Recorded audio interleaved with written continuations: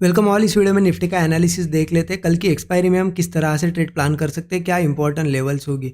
देखिए कल है निफ्टी की वीकली एक्सपायरी, ठीक है, तो उसके हिसाब से एनालिसिस देखेंगे। लेकिन उससे पहले देख लेते हैं कि आज के लिए वेडनेसडे के लिए क्या एनालिसिस था, किस तरीके से मूव आया है। देखिए एनालिसिस मैंने आपको बड़े टाइम फ्रेम पे भी समझाया है, बैंक निफ्टी का भी समझाया था कि कहीं ना कहीं मार्केट बुलिश है, ऊपर लेवल्स टेस्ट करने जाएगा। और हमने कल ये देखा था कि मार्केट ने यहाँ पे जहाँ क्लोजिंग दी, हो सकता है थोड़ा नीचे भी रिट्रेसमेंट को आए, तो हमने सपोर्ट लेवल्स भी निकाले थे कि कहीं ना कहीं से वो सपोर्ट लेके ऊपर ही जाएगा। ये हमारा एनालिसिस था। अब देखिए सपोर्ट के हिसाब से देखा जाए ना, 390 का एक सपोर्ट था जिसके कि थोड़ा नीचे आ गया मार्केट, अब 335 पे।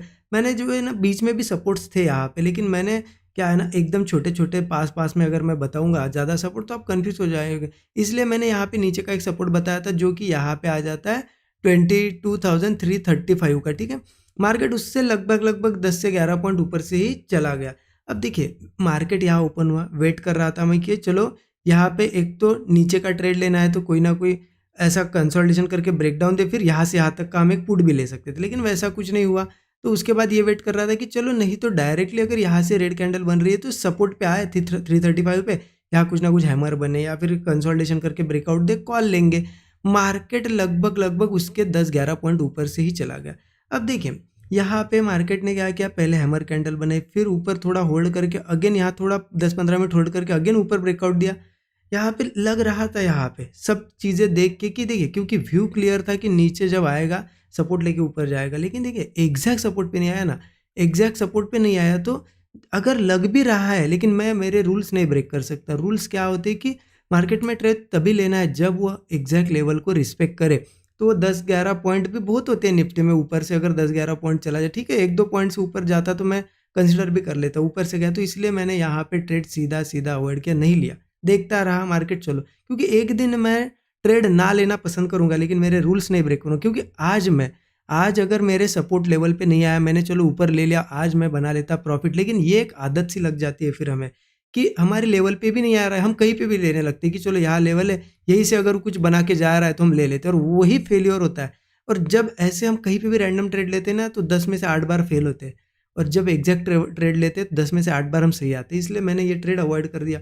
फिर मार्केट गया ऊपर, कहा गया 390 के भी ऊपर गया, बहुत अच्छे, मतलब हमारे जो सपोर्ट लेवल के उनके ऊपर ट्रेड कर रहा था। तो अब वेट कर रहा था कि चलो अब सपोर्ट के ऊपर आ गए, अब कहीं ना कहीं कुछ बना के अगर ब्रेकआउट वगैरह मिलता है, क्योंकि बुलिश यहाँ पे दिखाई दिया था, अगर ब्रेकआउट वगैरह मिलता है तो कॉल लेंगे। तो मार्केट में क्या हुआ ना, यहाँ पे लगभग हम देख सकते हैं इस तरीके से यहाँ पे मार्केट सस्टेन किया, थोड़ा नीचे आया, अगेन ऊपर गया, और फिर यहाँ पे भी कंसोलिडेट करने लगा। और इस तरीके से हम देखेंगे ना ऐसा एक ब्रेकआउट यहाँ पे मार्केट ने इसके ऊपर ही डायरेक्टली ओपनिंग दी, तो यहाँ इस कैंडल के आसपास ट्रेड लिया था, छोटा सा स्टॉप लॉस रखा था। लगभग देखिए मार्केट धीरे धीरे बहुत धीरे ऊपर जा रहा था, और ऑलरेडी इतना बड़ा मूव आया था, इसलिए मैंने यहाँ बुक कर लिया। ये जो शूटिंग स्टार बनी ना, पहले भी शूटिंग स्टार कैंडल बनी, फिर भी तो ऐसा लगा था कि ठीक है बहुत अच्छा मूव आया, थोड़ा बहुत करेक्शन तो करेगा, इसलिए बुक किया। टारगेट ज़्यादा बड़ा नहीं, 1:3 से थोड़ा कम ही मिल पाया, लेकिन ठीक है। देखिए मॉर्निंग में यहाँ मुझे ट्रेड अगर मिलता, हमारे लेवल पे आता ना, तो बड़ा टारगेट मिलता है। अब बड़ा नहीं मिला टारगेट, ठीक है, लेकिन कुछ ना कुछ तो हमें टारगेट ही मिला ना आज, बस वो इंपॉर्टेंट है। तो ठीक है, देखिए हो सकता है कुछ लोगों ने यहाँ प्लान किया होगा, कुछ लोग थोड़ा सा अगर ऊपर से जा रहा है तो प्लान करते हैं, उन्होंने बनाया होगा प्रॉफिट। मैंने पर्सनली नहीं लिया ट्रेड। लगभग ये रेजिस्टेंस ऐसे बने ना यहाँ पे, और बहुत अच्छा इस लेवल पे कंसोलिडेशन हुआ, तो ये ब्रेकआउट पे ट्रेड लिया गया।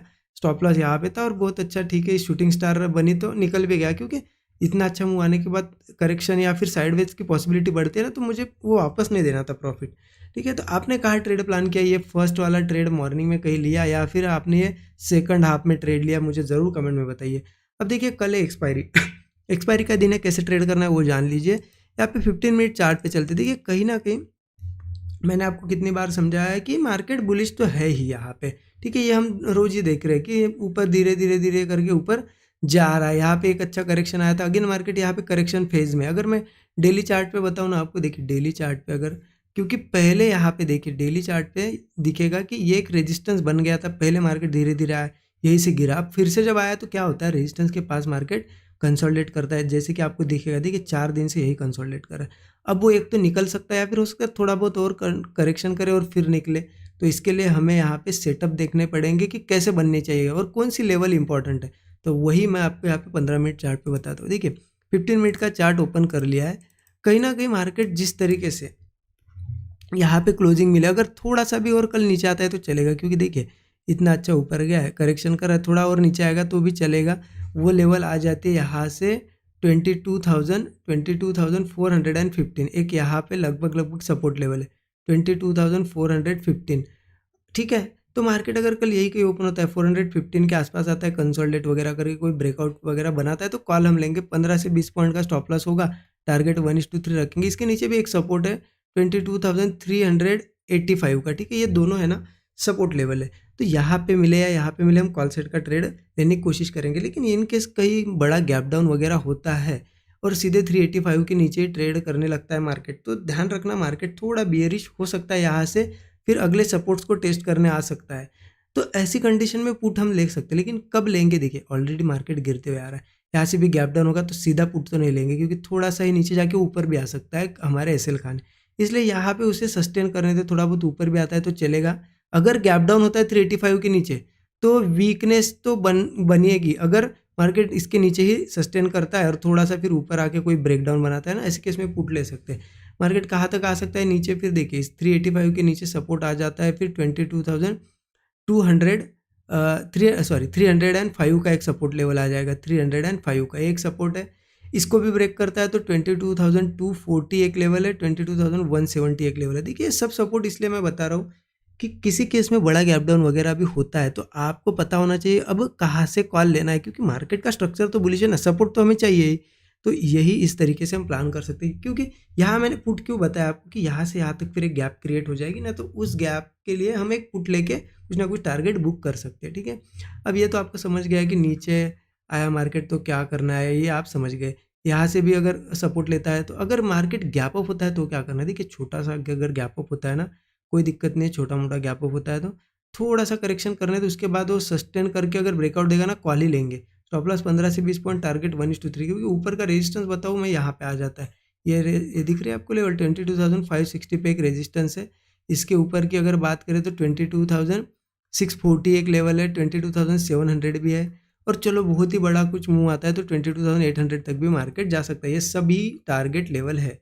हाँ, एक ही चीज़ आपको ध्यान में रखनी पड़ेगी कि गैप अप वगैरह अगर थोड़ा ज़्यादा बड़ा होता है 560 के पास तो कॉल मत लीजिए, क्योंकि यहाँ पे रेजिस्टेंस है, एक थोड़ा बहुत करेक्शन या साइडवेज यहाँ पे हो सकता है। इसलिए इंपॉर्टेंट ये है कि इसके ऊपर जाके मार्केट सस्टेन करे, कोई ब्रेकआउट आए तभी हम, क्योंकि रेजिस्टेंस के ऊपर सस्टेन करके ब्रेकआउट आता है तो नेक्स्ट रेजिस्टेंस तक जाएगा, तब हम कॉल ले सकते हैं इन टारगेट्स के लिए। ठीक है, आई होप आपको चीज़ें समझ में आएगी। देखिए इंपॉर्टेंट क्या है ना, मार्केट में लेवल्स का वेट करना। देखिए आज मार्केट लेवल से ऊपर ऊपर से ही चला गया। अब बहुत से लोगों के मन में हो रहा होगा कि काश मैं ले लेता, प्रॉफिट बना लेता, लेकिन यही सबसे बुरी आदत होती है। मार्केट सिर्फ हमें बुलाता है कि नहीं आपका सेटअप नहीं बना है फिर भी ले लो, लालच देता है, और वही लालच में हम फंसते हैं। नहीं ऐसा, चलो कल भी आज का दिन गया, कल भी अगर लेवल पे नहीं मिलता है, 3 दिन भी नहीं, 4 दिन भी नहीं मिलता है तो कुछ नहीं, बैठे रहो मार्केट में, क्योंकि ऐसे दिन होते हैं, यही आपकी ट्रेडिंग स्टाइल खराब करते हैं और आपको यहाँ पे बड़े लॉसेस में लेके आते हैं। इसलिए हमें हमारी अपॉर्चुनिटीज़ का वेट करना है।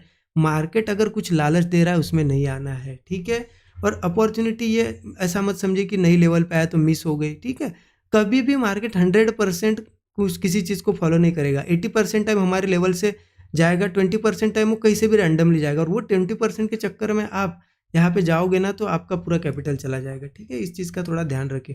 और देखिए जैसा कि आप लोगों के मैसेजेस आते हैं लर्निंग के लिए क्या है क्या नहीं, तो देखिए मैंने आपको बहुत से वीडियो में ये अपडेट दिया है 13